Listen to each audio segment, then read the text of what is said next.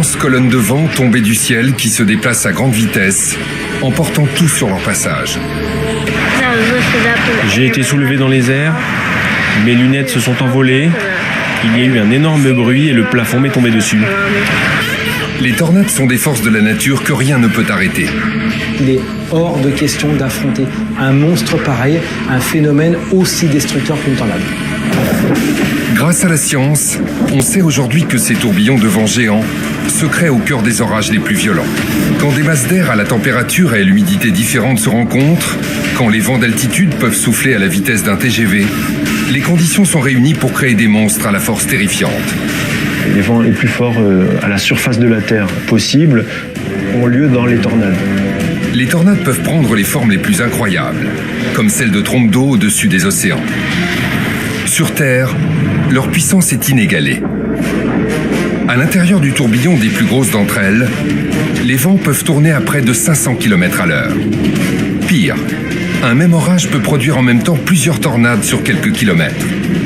Quelles en sont les formes les plus extrêmes? Nous nous rendrons d'abord aux États-Unis, un des endroits qui connaît le plus de tornades chaque année. Aux États-Unis, il y a environ 1200-1300 tornades chaque année. Dans la Tornado Alley, nous découvrirons comment se forment ce que les spécialistes appellent des F5, les plus puissantes tornades jamais mesurées. Et ce grâce à l'exemple de la tornade de Moore en mai 2013, qui a détruit en moins d'une heure près de 1200 bâtiments et tué 24 personnes, faisant 2 milliards de dollars de dégâts. Quand vous la voyez descendre la rue et tout déchiqueter, vous vous dites « ça y est, je vais mourir ». Nous verrons ensuite que les tornades frappent dans de nombreux endroits sur la planète, mais aussi en France. Ainsi, en août 2008, un tourbillon gigantesque a ravagé la petite ville de Haumont, dans le Nord. C'est un phénomène qui mesurait entre 70 et 100 mètres au plus large, qui se déplaçait à près de 100 km/h. Vous sortez de chez vous, vous arrivez, vous voyez ce phénomène qui arrive. Honnêtement, il n'y a plus rien à faire. Grâce à la science, nous comprendrons comment une tornade peut soulever un camion, mais aussi envoyer des débris à plusieurs centaines de kilomètres. On a déjà vu des tornades qui ont produit des projections d'objets telles qu'une clé plantée dans des murs en briques. Enfin, nous découvrirons un phénomène encore plus inquiétant et de plus en plus courant aux États-Unis, les outbreaks. On peut aller parfois jusqu'à plusieurs centaines de tornades en quelques jours. Des centaines de tornades qui ravagent en même temps un territoire quand les conditions idéales sont réunies. Puissance, vitesse et destruction, sur le terrain, des scientifiques cherchent à comprendre ces phénomènes pour tenter d'en limiter l'impact. Reste à savoir si un jour nous pourrons les prévoir pour s'en prémunir.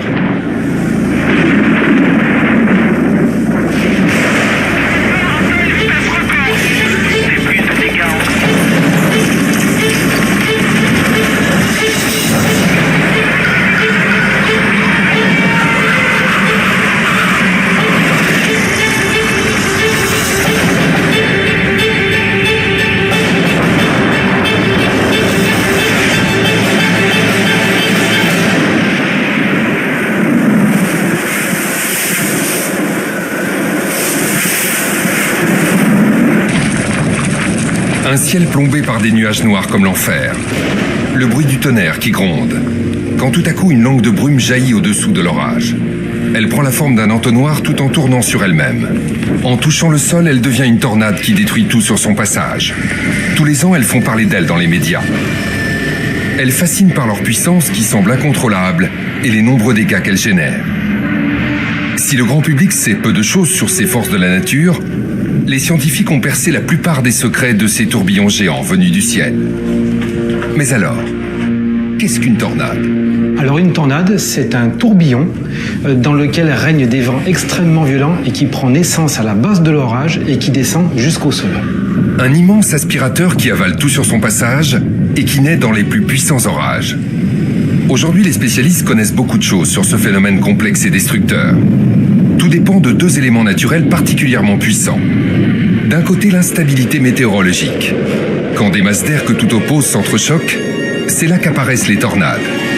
De l'autre, le jet stream, un vent d'altitude parmi les plus puissants de la planète qui va protéger et amplifier les tourbillons géants.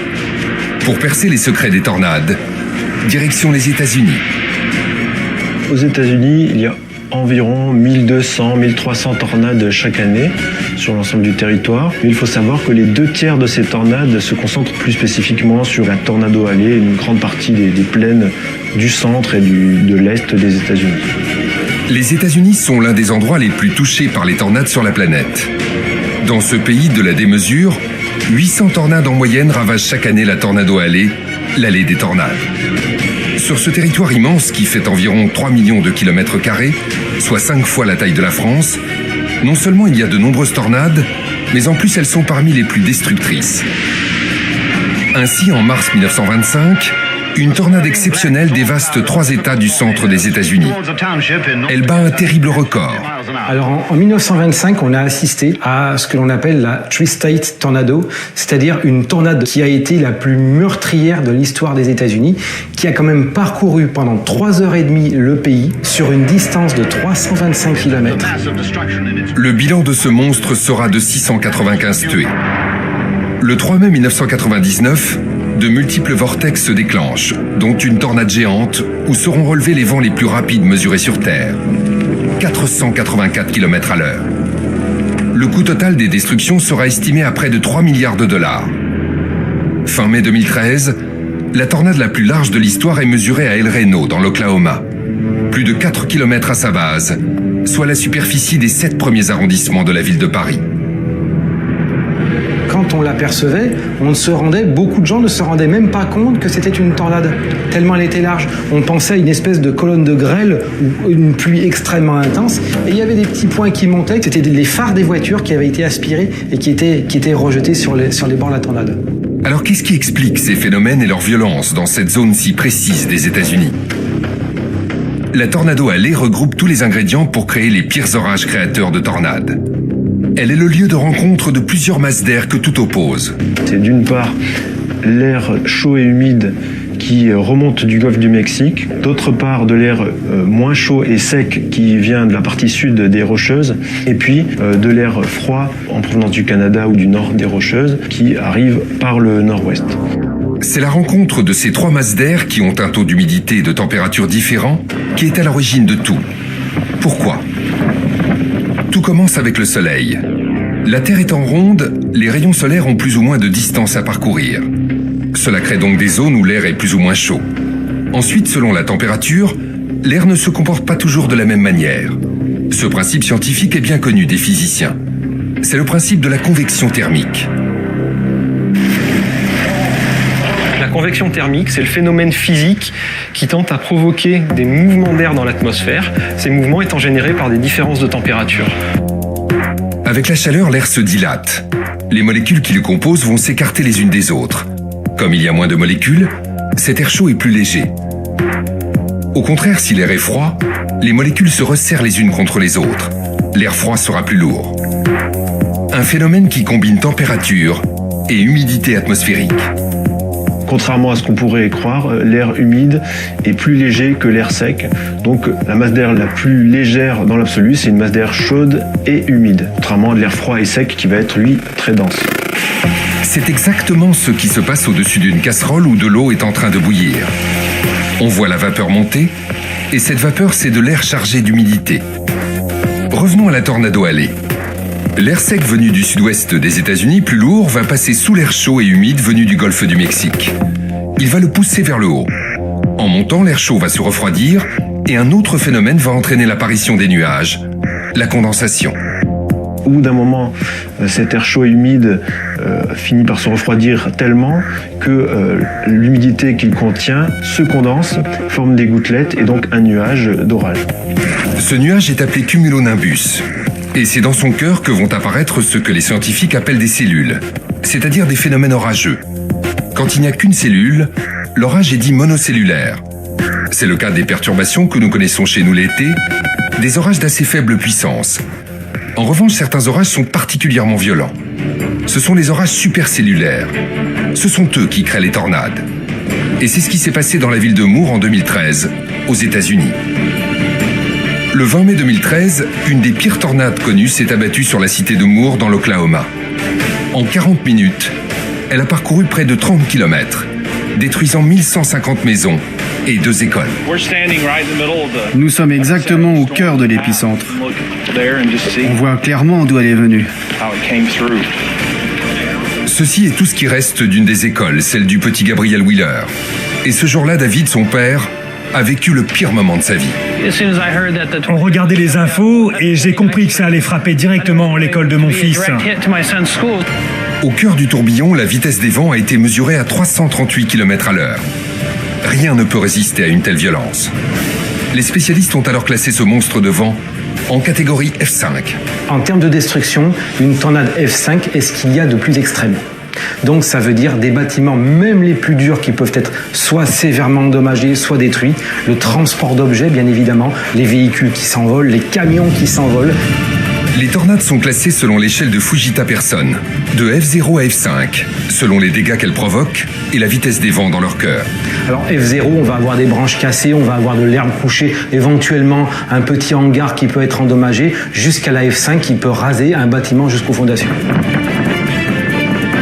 Comparé à cette puissance, une F0 peut sembler ridicule.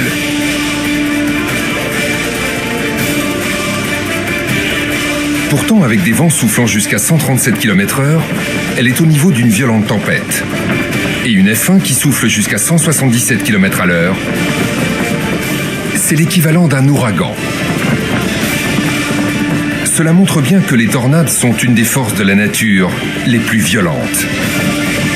Alors comment une F5 a-t-elle pu apparaître dans la ville de Moore en 2013 ?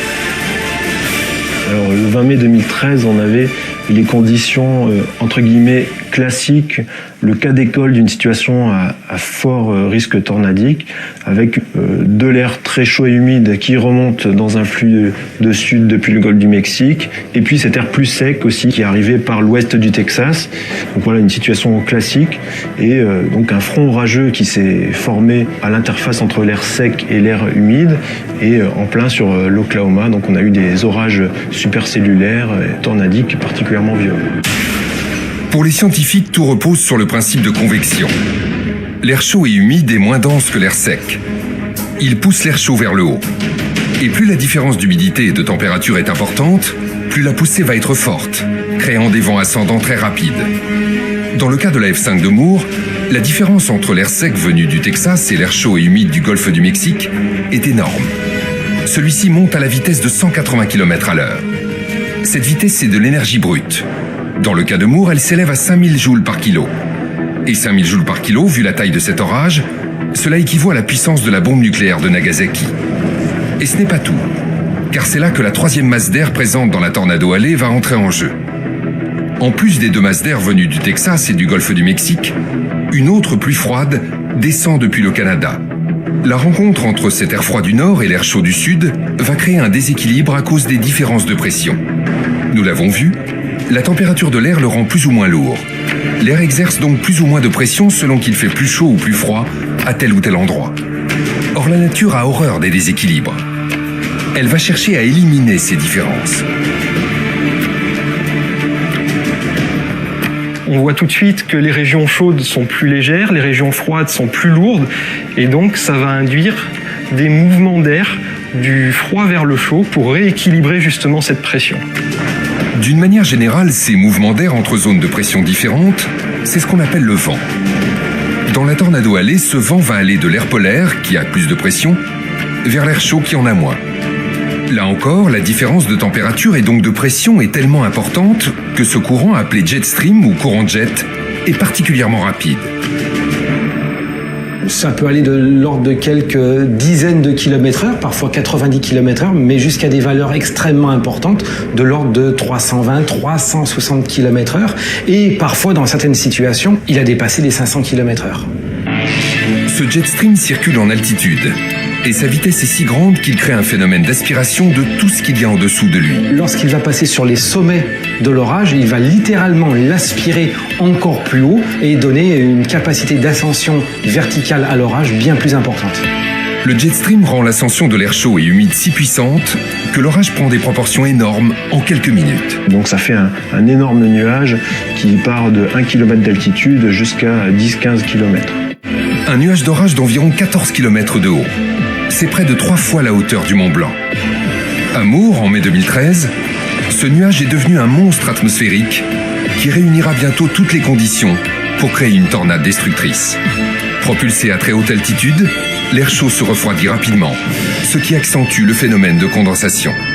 Les gouttelettes vont grossir, il y a aussi des cristaux, des grêlons qui se forment, et donc c'est ça qui donne les fortes précipitations sous les orages. Un déluge s'abat. Toutes ces précipitations pourraient avoir un rôle très positif. Elles pourraient tomber sur l'orage et tuer son alimentation en air chaud. Bref, elles pourraient le faire disparaître. C'est ce qui se passe en temps normal. Mais pas quand il y a le jet stream, comme Amour. Dès qu'il arrive en altitude, l'air chaud et humide est poussé par ce vent surpuissant.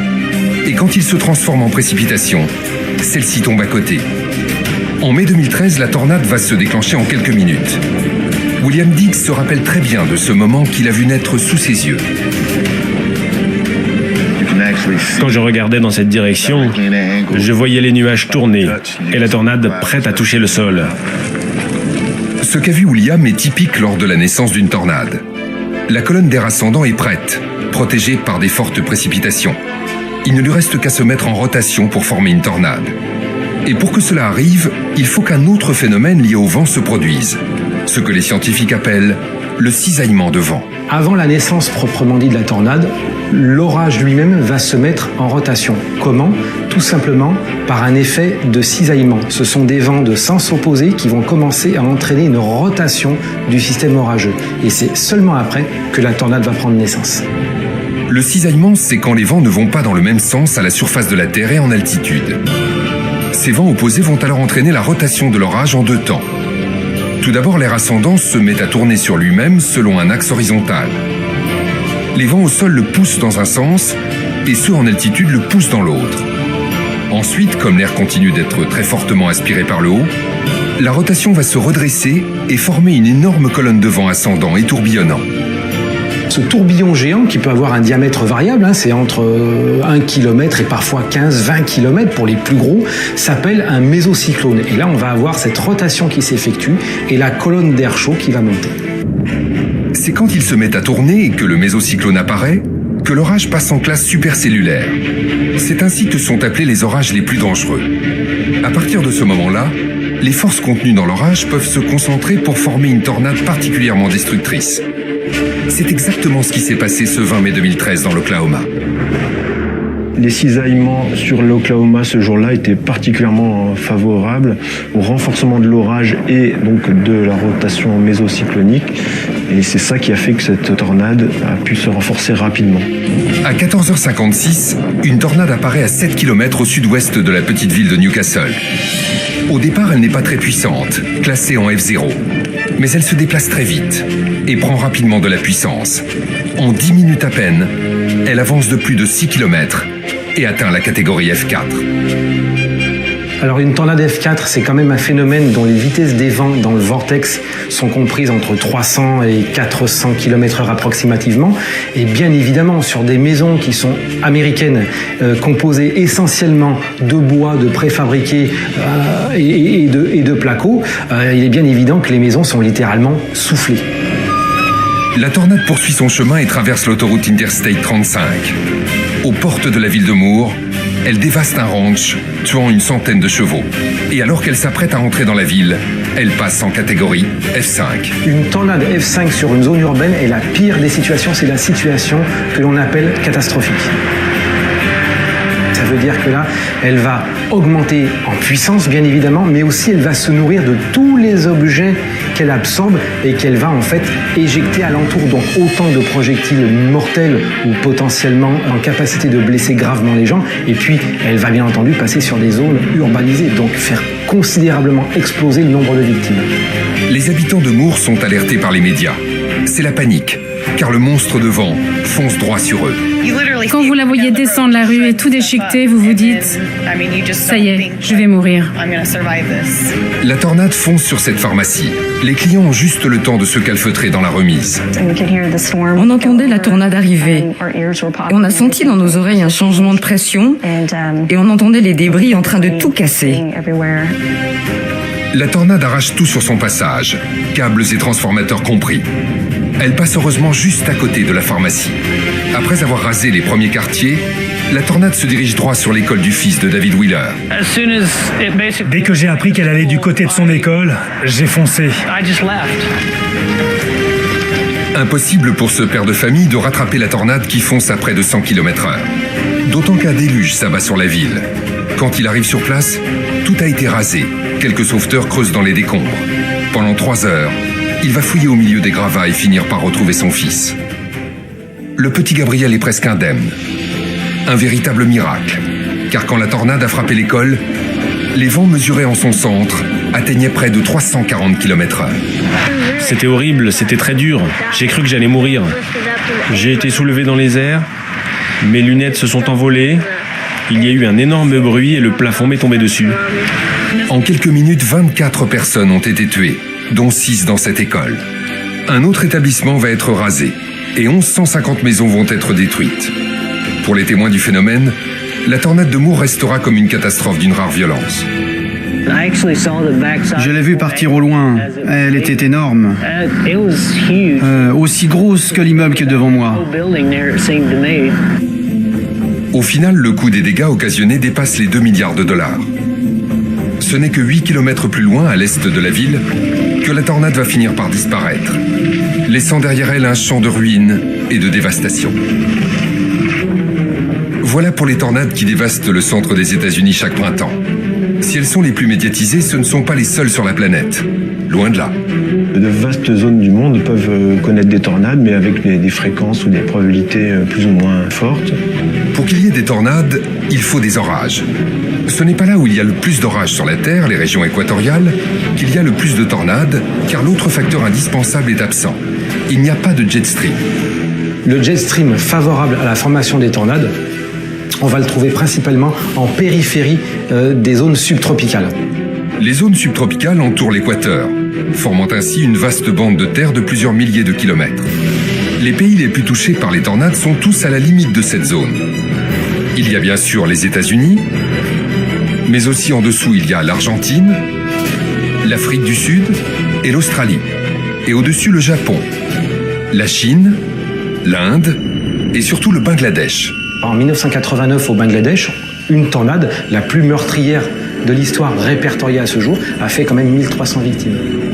La tornade de 1989 était une F5 dont le vortex, c'est-à-dire le tourbillon, faisait 2,4 km de large, l'équivalent du pont de Millau. Et si elle a fait autant de victimes, c'est qu'elle a traversé plusieurs bidonvilles très habités. Il est presque impossible de connaître le nombre de tornades qui touchent chaque année ce pays, car beaucoup de zones sont très isolées. Mais certains spécialistes pensent qu'il y en a au moins autant qu'aux États-Unis, soit plus de 1000 par an. Le jet stream est très fort au Bangladesh. Et comme aux États-Unis, plusieurs masses d'air aux températures très différentes se rencontrent. D'un côté l'air chaud et humide venu du golfe du Bengale, de l'autre, l'air glacial descendu de l'Himalaya. Vous avez des glaciers qui sont très froids et donc qui refroidissent un petit peu l'air qui est juste immédiatement à leur proximité. Et si c'est en altitude, l'air froid étant plus lourd que, on va dire, l'air ambiant en montagne, par exemple en plein été, cet air froid qui est produit par le glacier, il va descendre dans la vallée. Encore plus incroyable, il y a même des tornades au-dessus de la mer. Les spécialistes les appellent des trompes d'eau. Et si elles sont très impressionnantes, elles sont moins puissantes que les tornades terrestres. Comme elles ont besoin que de l'air chaud soit poussé vers le haut par de l'air froid, afin qu'une colonne apparaisse et se mette à tourner. Pour qu'elle soit puissante, il faut que la différence de température entre air chaud et air froid soit très grande. Or, une des caractéristiques de l'océan limite cette différence. C'est ce qu'on appelle l'inertie thermique. L'océan, en fait, a une inertie thermique très importante et met beaucoup de temps à restituer la chaleur qu'il a pu emmagasiner, contrairement à la Terre, par exemple, qui sera en mesure de restituer cette chaleur beaucoup plus rapidement. Sur la terre ferme, la température peut augmenter de plusieurs dizaines de degrés en quelques heures à peine. Mais il faut beaucoup plus de temps sur la mer. Comme la mer dégage moins de chaleur, la différence avec l'air plus froid est moins forte. Et les tornades marines, les trompes d'eau, sont moins puissantes. Les tornades peuvent donc se former dans de nombreux endroits du monde, même en pleine mer. Qu'en est-il de l'Europe et plus particulièrement de la France ? Aussi étonnant que cela puisse paraître, il y a beaucoup plus de tornades qu'on pourrait le croire. Donc en France, effectivement, contrairement à l'idée reçue, il y a des tornades, entre 150 en moyenne et 200 annuellement, dont la quasi-totalité sont heureusement des F0. Donc F0, ça veut dire de très faible durée et qui causent peu de dégâts, donc qui se remarquent au final très peu. Même si la plupart des tornades françaises sont de faible intensité, certaines ont pourtant été particulièrement ravageuses. On a eu 2 F5 en France officiellement répertoriées. Une en 1845 qui a traversé une partie de la Seine-Maritime en provoquant la mort de plusieurs dizaines de personnes et qui a aussi créé plusieurs centaines de blessés et de grosses destructions. Et une plus récente en 1967 dans le Pas-de-Calais qui a tué 6 personnes et là aussi a provoqué pas mal de dégâts. Le 24 juin 1967, un tourbillon géant de 250 mètres de large a tout ravagé pendant 25 km, entraînant la mort de 6 personnes. Un bilan dramatique, mais qui aurait pu être pire, car la tornade n'a pas traversé de ville. Malheureusement, c'est ce qui s'est passé à moins de 100 km de là, le 3 août 2008.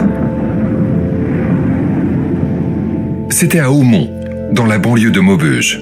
Si on reprend le cas de la tornade de Hautmont, on a donc affaire à un phénomène qui est passé du statut de F0 à F4 relativement rapidement quand même. C'est un phénomène qui mesurait entre 70 et 100 mètres au plus large, qui se déplaçait à près de 100 km/h. En moins de 15 minutes, la tornade d'Hautmont a parcouru 19 km, tuant 3 personnes et occasionnant de nombreux dégâts. Une catastrophe rendue possible par les conditions météorologiques de ce jour d'été. Ce jour-là, le 3 août 2008, on a un front froid orageux qui s'est mis en place sur le nord du pays, avec de l'air chaud et humide qui remontait depuis le centre de la France. En altitude, on avait aussi un fort cisaillement avec un jet stream qui dépassait les 100 nœuds, donc proche de 180 km/h. Comme dans la tornado allée, c'est la présence du jet stream et la rencontre de masses d'air de différentes températures qui va entraîner l'apparition d'une tornade.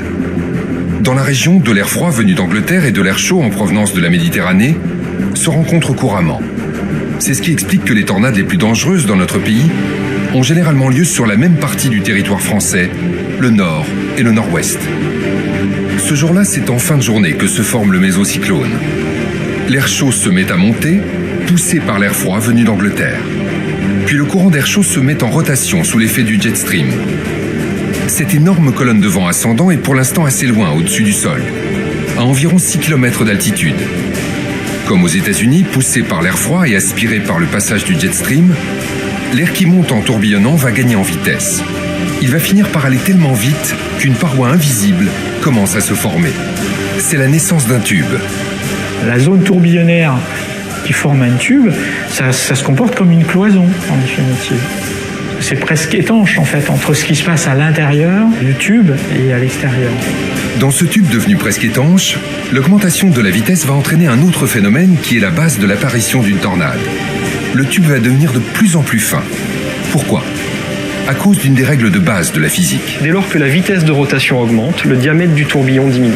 Cette règle, c'est ce que les scientifiques appellent la conservation du moment cinétique. La conservation du moment cinétique, c'est une propriété physique que l'on rencontre par exemple dans le patinage artistique. Prenons l'exemple d'un patineur artistique qui tourne sur lui-même avec les bras écartés. Dès lors qu'il va rapprocher les bras de son axe de rotation, il va se mettre à accélérer. Et dès qu'il réécarte les bras, sa vitesse de rotation ralentit. C'est une loi physique universelle. Dans tout mouvement circulaire, le rapport entre la vitesse de rotation et le diamètre est toujours le même. Pour la tornade, si la vitesse augmente, le diamètre du tuyau, qu'on appelle le tuba, diminue. Plus il devient fin, plus il s'étend vers le bas. Pour conserver la matière, si le diamètre diminue, nécessairement, il va devoir prendre plus d'ampleur dans l'autre direction, c'est-à-dire s'allonger. La tornade est née. Elle va se former en quelques secondes. Le tuba, on commence à le voir apparaître sous la base du nuage et progressivement il va s'étirer. Même si le mouvement est de bas vers le haut, on voit le tuba de plus en plus se former en se rapprochant du sol. Le 8 août 2008 à 22h28, la tornade touche le sol dans un champ situé à 8 km à l'ouest d'Hautmont. Cela fait quelques heures que l'orage gronde. Mais les habitants de la région ne peuvent imaginer le cataclysme qui va bientôt foncer sur eux. D'abord de faible intensité, elle se renforce passant de F0 à F4 en moins de 2 minutes et parcourant dans le même temps 3 km. Vous sortez de chez vous, vous arrivez, vous voyez ce phénomène qui arrive, honnêtement, il n'y a plus rien à faire. La tornade se dirige à toute vitesse sur la rue du Vieux-Ménil, dans la commune de Boussières-sur-Sambre. À cette heure tardive, Jean-Christophe et Sophie Poulet étaient couchés dans leur chambre. Et ce n'est pas la tornade qui va les réveiller. On avait l'impression que le ciel était tout blanc, tout jaune, vraiment. Et c'est ce qui m'a réveillée, moi, la lumière. Donc je me suis levée pour fermer la fenêtre de ma chambre. Bien sûr, qui dit orage dit éclair. Et si la luminosité est aussi forte, c'est que ces éclairs se réfléchissent sur les parois de la tornade. Mais tout va trop vite. Pour le couple, ce soir-là, pas le temps de reconnaître ce qui arrive droit sur eux. J'ai senti les murs, vraiment, une pression qui est arrivée sur la maison, mais c'était quelque chose d'énorme. En quelques secondes, tout va basculer. Et quand j'ai pris la poignée pour baisser le volet, la vitre a explosé. Et là, j'ai été propulsée, j'ai été projetée dans le couloir. Et là, je me suis sentie tomber et tout a commencé à me tomber dessus. Malgré la violence du choc, Sophie réalise que la fenêtre a explosé vers l'extérieur. Là encore, c'est la différence de pression qui est en cause. À cause de la vitesse des vents ascendants au cœur de la tornade, la pression est très basse à l'intérieur du tourbillon. Or, dans leur maison, la pression est tout à fait normale. La nature a horreur des déséquilibres. Donc l'air à l'intérieur de la maison va essayer de sortir pour rejoindre celui de la tornade. Ça doit s'équilibrer et donc ça engendre des forces sur les parois de la maison. Si ces forces sont trop grandes, les points les plus faibles de la maison vont partir en premier. Ça va être les fenêtres qui vont être attirées à l'extérieur, puisqu'il y a une pression plus faible à l'extérieur. Et puis si c'est vraiment trop fort, la maison ne va pas avoir le temps de réagir. Enfin, même les fenêtres cassées, ça va se passer trop vite et donc ça va arracher aussi la partie solide, les murs de la maison. C'est exactement ce qui est arrivé à la résidence du couple ce 8 août 2008. Je tournais ma tête vers le ciel. Je savais même pas que j'avais perdu ma toiture. Et d'un seul coup, je voyais tous les murs s'arracher comme on peut arracher un beefsteak. À la puissance destructrice engendrée par la différence de pression, vient s'ajouter la très forte aspiration de la tornade. En quelques secondes, la maison est détruite. Et là, je me suis retrouvée sur la maison. La maison était sur 1 mètre de hauteur. Et je me suis retrouvée debout sur la maison. Jean-Christophe est blessé au pied, mais lui et sa femme sont vivants, miraculés. La tornade s'éloigne, mais une seconde catastrophe va s'abattre sur eux. Et là, à ce moment-là, des trombes d'eau se sont mises à tomber, mais alors infernal, quoi. J'ai jamais vu ça. À une force. L'air chaud et humide aspiré par la tornade s'est refroidi et s'est condensé pour former des gouttes. Si elles étaient tombées sur place, elles auraient tué l'orage en noyant son alimentation en air chaud. Mais malheureusement, comme aux États-Unis, le jet stream a décalé ces nuages chargés de pluie. Les cisaillements de vitesse vont pousser la zone de précipitation à l'extérieur de la colonne d'alimentation en air chaud. De cette façon, la tornade, elle peut perdurer et elle peut toujours continuer à se nourrir en carburant.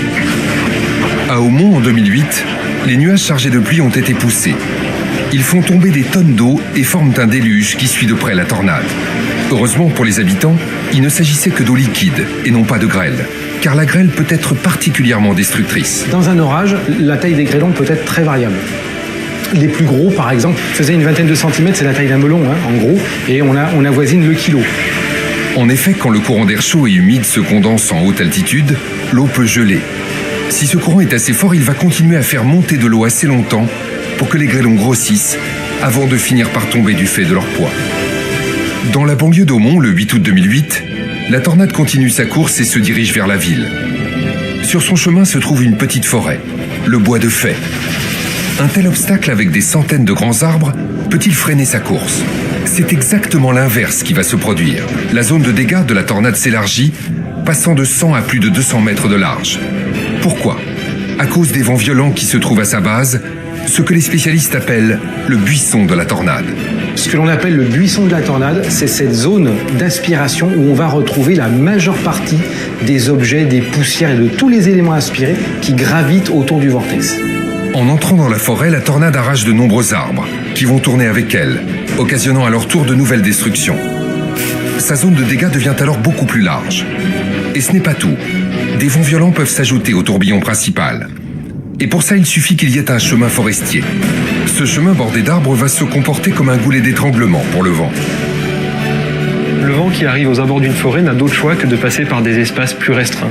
Et en fait, pour conserver son débit, eh bien, il va devoir accélérer sur des espaces comme un chemin forestier, par exemple, ou entre les arbres.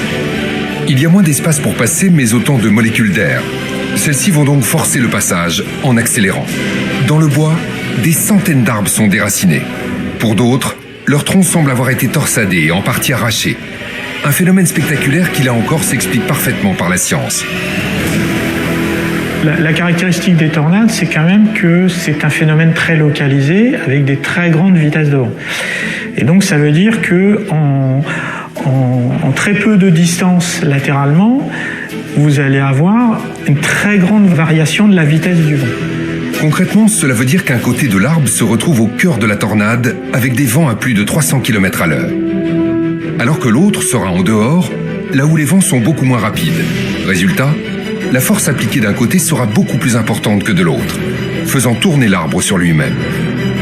C'est souvent ce qu'on a tendance à faire si on veut arracher une herbe ou un truc comme ça. Si vous tirez juste vers le haut, c'est assez dur.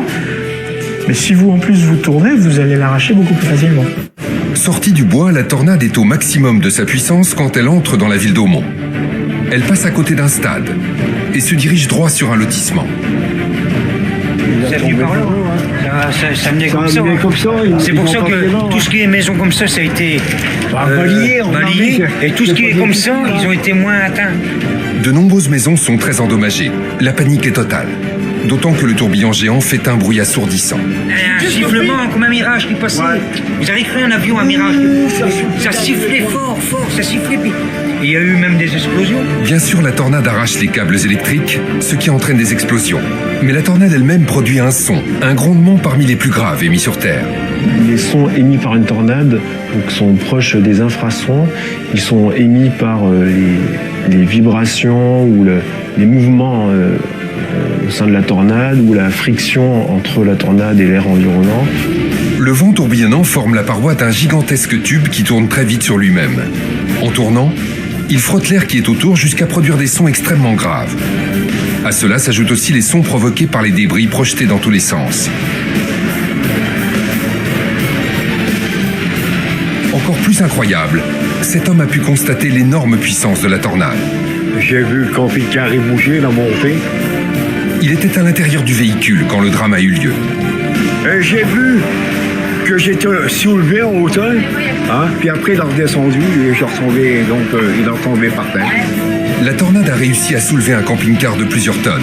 C'est logique car, comme l'expliquent les scientifiques, à l'intérieur il y a une très forte aspiration due à la pression très basse. Donc ça agit en fait comme un aspirateur. Les cloisons du tube, c'est l'air en rotation, mais au milieu vous avez une dépression. Donc on peut très bien aspirer tout un tas d'objets et selon la force de la tornade, on va aspirer des plus ou moins gros objets. Heureusement, le camping-car retombe rapidement au sol. Son propriétaire a eu beaucoup de chance, car des très grosses tornades peuvent projeter des voitures, voire des camions sur plusieurs centaines de mètres. Encore plus impressionnant, des objets peuvent aller beaucoup plus loin si la tornade est assez forte pour les aspirer jusqu'au jet stream. Si un objet est aspiré, par exemple, par la tornade au niveau des vents d'altitude, ça va permettre à cet objet de voyager sur de grandes distances. Certains objets ont ainsi été retrouvés à plusieurs centaines de kilomètres, poussés par ce vent qui peut atteindre 500 km/h. À Aumont, la tornade continue sa course et se rapproche de l'hôpital. Comme on le voit parfaitement sur ces images, elle va détruire la moitié du toit, réalisant ainsi une découpe quasi chirurgicale. Qu'est-ce qui explique cette coupure aussi nette? Pourquoi une tornade détruit tout à un endroit en ne faisant même pas tomber les objets à quelques dizaines de centimètres de là? L'explication tient encore une fois dans la différence de pression qu'il y a entre le cœur de la tornade et celle dans le bâtiment qui va être touché. L'air qui est dans l'immeuble va tenter de sortir pour aller remplir le vide dans le vortex. Et pour ça, il va détruire tout ce qu'il y a sur son passage, mais rien d'autre. On peut très bien arracher la moitié d'une maison. Une fois qu'elle est complètement ouverte, il n'y a plus de danger puisque les pressions vont être équilibrées entre l'intérieur et l'extérieur. Donc d'où le phénomène qui peut être effectivement très localisé comme ça. Plus de différence de pression, donc plus de dégâts. La tornade est passée en laissant des édifices détruits à moitié. Pour autant, le danger reste omniprésent, d'autant que le monstre de vent avance de façon totalement imprévisible. Alors on a déjà vu des tornades qui par exemple évoluaient à 30 km/h en vitesse de déplacement, qui tout à coup ont accéléré, sont passés à des vitesses bien plus importantes, pas loin des 100 km/h, et qui parfois tournent quasiment à angle droit. Donc vous êtes dans la maison, vous voyez le phénomène qui arrive sur vous, vous vous dites dans 5 minutes je suis mort, et là, la tornade tourne et passe en fait sur la maison du voisin. Qu'est-ce qui explique la trajectoire d'une tornade? Les scientifiques ont identifié plusieurs facteurs mais ne connaissent pas encore précisément son fonctionnement. Elle va se déplacer pour tout un tas de raisons qui nous sont pour la plupart inconnues, mais en tout cas, en fonction de la nature du sol sur lequel elle va évoluer, en fonction du nombre de débris qu'elle va avaler, en fonction de l'humidité de l'air dans la zone où elle évolue, et de tous ces facteurs qui font que la tornade peut en tout cas avoir une capacité d'évolution qui est totalement propre à elle-même, mais en plus totalement imprévisible. Dans le nord de la France, la tornade a déjà parcouru 12 km et va encore avancer de près de 7 km en faiblissant. Ce n'est qu'après avoir traversé au Mont puis Maubeuge qu'elle va finir par disparaître, juste avant la frontière avec la Belgique. Qu'est-ce qui explique cette disparition? Ce sont les précipitations qui accompagnent l'orage, qui vont finir par l'étouffer. La phase d'affaiblissement d'une tornade, c'est lorsque les précipitations commencent à trop entourer la zone d'ascendance et à couper l'alimentation en air chaud et humide et à déstructurer la rotation de l'orage. Si les pluies encerclent complètement la tornade, l'air chaud et humide qui l'alimente n'arrive plus à passer et la tornade finit par disparaître. Voilà pour le vortex d'Aumont, qui en un quart d'heure aura coûté la vie à 3 personnes et en aura blessé une quinzaine. Plus de 1000 bâtiments ont été endommagés, dont 250 rendus inhabitables et 2 totalement détruits. Cette tornade est désormais à la 3e place des plus dangereuses qu'ait connue notre pays. Et ce jour-là, à l'échelle européenne, elle n'a pas été un incident isolé. La ligne de rencontre de la masse d'air froid venue d'Angleterre, avec celle plus chaude du sud, a créé de nombreux orages supercellulaires en même temps. 2 tornades ont été repérées en Hollande et 2 autres en Allemagne, où 3 trombes marines se sont aussi formées. Heureusement, ces 7 autres tourbillons n'ont pas fait de dégâts. Cela montre que quand les conditions nécessaires à la création d'orages supercellulaires sont réunies, plusieurs peuvent se déclencher en même temps. C'est ce que les scientifiques appellent un outbreak. On peut avoir parfois des séquences d'orages violents qui produisent de nombreuses tornades. Ça peut aller parfois jusqu'à plusieurs centaines de tornades en quelques jours. Un outbreak, c'est ce qui s'est passé du 22 au 31 mai 2008 dans la Tornado Alley aux États-Unis. 239 tornades se sont formées sur cette courte période, dont 170 les 3 premiers jours. Et si autant de catastrophes se sont produites en aussi peu de temps, c'est que les conditions pour que de nombreux orages supercellulaires se forment étaient incroyablement réunies. D'une part, un gros différentiel de température, des masses d'air opposées, un courant jet stream en altitude, et puis des vents de sens contraire. Les scientifiques nous le rappellent. Pour qu'un orage passe en catégorie supercellulaire, c'est-à-dire créateur de tornades, certains éléments sont indispensables. Il faut d'abord que de l'air chaud et humide rencontre de l'air plus froid. Moins lourd que ce dernier, l'air chaud va se transformer en vent ascendant de plus en plus rapide. Il faut ensuite qu'un vent puissant en altitude souffle en direction opposée des vents qui sont proches du sol. Il va mettre en rotation l'air chaud qui monte à grande vitesse, créant une colonne de vent tourbillonnant. Cette colonne est à la base très large, puis elle va se concentrer et un début de tornade va apparaître à la base du nuage d'orage et va descendre jusqu'à toucher le sol. Le 22 mai 2008, en début de journée, dans le centre de la météorologie américaine dédié aux tornades, les prévisionnistes sont en alerte maximum car ils ont repéré des orages particulièrement violents. Souvent, on voit arriver ces systèmes orageux une semaine à l'avance grâce à nos modèles. On connaît ces phénomènes et on sait qu'ils sont annonciateurs de conditions très dangereuses. Vu qu'il y a plus de 800 tornades qui s'abattent chaque année dans la Tornado Alley, un système d'alerte très performant a été mis en place par les scientifiques. Des messages se mettent à tourner en boucle sur les radios de 5 États, et notamment dans la petite ville de Windsor, dans le Colorado. Ce jour-là, Maggie Barnhill n'a pas écouté la radio. Elle n'a aucune conscience de ce qui se prépare. En fin d'après-midi, sa vie va basculer en quelques instants. On venait de rentrer, j'avais pris mon fils à l'école. On a mangé une soupe et on venait de finir quand l'électricité s'est éteinte et de la grêle s'est mise à tomber. À 18h26, la tornade s'est formée à 35 km au sud de la ville. Elle est accompagnée de très fortes précipitations sous la forme de grêlons énormes, de la taille d'une balle de baseball. Il faut savoir quand même qu'un grêlon, au-delà de 6 cm de diamètre, est potentiellement létal. Quand il va descendre, il peut tomber à des vitesses qui avoisinent les 180 à 190 km/h. Ce n'est pourtant pas ce qu'il va y avoir de plus destructeur, car la tornade qui vient de se former fait partie de la catégorie la plus dangereuse, ce que les scientifiques appellent les multivortex. Les tornades multivortex, ça peut aller jusqu'à typiquement 2 à 5 petits vortex secondaires qui se développent au sein d'un vaste vortex. Imaginez qu'à l'intérieur de la tornade de Windsor, il y a d'autres tornades plus petites. On pourrait croire que ces tourbillons ne peuvent pas faire grand-chose de plus que le vortex principal. Détrompez-vous. Les vents les plus forts ont été mesurés au cœur d'une tornade, une multivortex, et là, au cœur d'un vortex secondaire, la vitesse a été mesurée à 484 km/h. Une vitesse de près de 500 km/h. Si les petits vortex sont limités par leur taille, leur puissance de destruction est incroyable. Pourquoi ? Car la vitesse à laquelle ils tournent sur eux-mêmes va être démultipliée par celle du vortex principal. L'énergie de rotation d'ensemble de la tornade principale, ils arrivent à la concentrer sur une échelle plus réduite, mais donc avec une très forte intensité. Les spécialistes estiment que cela peut ajouter jusqu'à 160 km/h au vent tourbillonnant. À Windsor, quand la tornade arrive sur la maison de Maggie, la mère de famille réagit en quelques secondes. La grêle a détruit la terrasse, puis les chaises se sont envolées. J'ai dit, il faut y aller. J'ai pris mon fils et on est descendu à la cave. On était à peine arrivés en bas que les vitres ont explosé. Si Maggie et son fils sont encore en vie aujourd'hui, c'est qu'elle a eu le meilleur réflexe possible à ce moment-là. Dans le cas où un phénomène de ce type, donc une tornade F4 avec une telle vitesse et une telle rapidité de progression va arriver vers soi, la seule solution est de trouver de toute façon un abri sous terre, une cave. En cas de tornade, les bâtiments explosent de l'intérieur vers l'extérieur car la basse pression dans le vortex fait un appel d'air très fort, mais pas sous terre. La tornade, si elle arrive vraiment dessus, on va subir uniquement la partie aspirateur vertical. Heureusement, la tornade passe rapidement et n'a pas le temps d'emporter Maggie et son fils. À quelques centaines de mètres de chez elle, les dégâts sont encore plus impressionnants. On était dans l'abri et on a entendu des énormes bruits, comme si tout nous tombait dessus. C'était bruyant, tellement bruyant. Preuve de l'importance de se réfugier sous terre, la maison de cette habitante a été entièrement détruite.